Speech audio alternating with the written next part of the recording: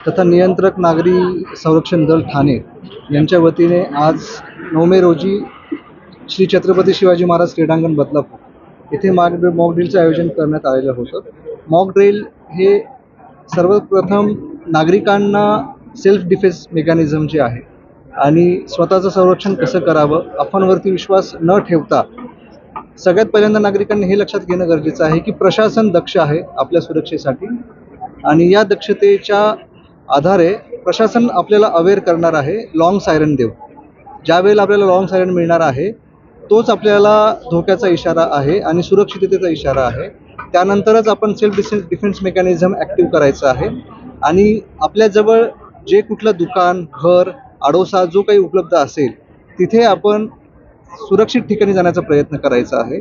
जर आपल्याला सुरक्षित ठिकाणी जाणं शक्य नसेल तर त्यानंतर सेल्फ डिफेन्स मेकॅनिझम कसे आहेत, आपण आहे त्या ठिकाणी ग्राउंडवरती पूर्णपणे झोपू शकतो. ज्यांना झोपणं शक्य नाही ते बसू शकतात, तोंडामध्ये रुमाल ठेवू शकतात आणि आपला बचाव करू शकतात. या व्यतिरिक्त जे आपण सायबर अटॅक्सचं विचारलेलं आहे त्याविषयीही प्रशासन दक्ष आहे. पोलीस विभागाचा सायबर सेल, पॅरामिलिटरी फोर्सेसचा सायबर सेल आणि इंडियन डिफेन्स फोर्सेसचा सायबर सेल हे तिन्ही एकमेकांच्या कोऑर्डिनेशनने काम करत आहेत.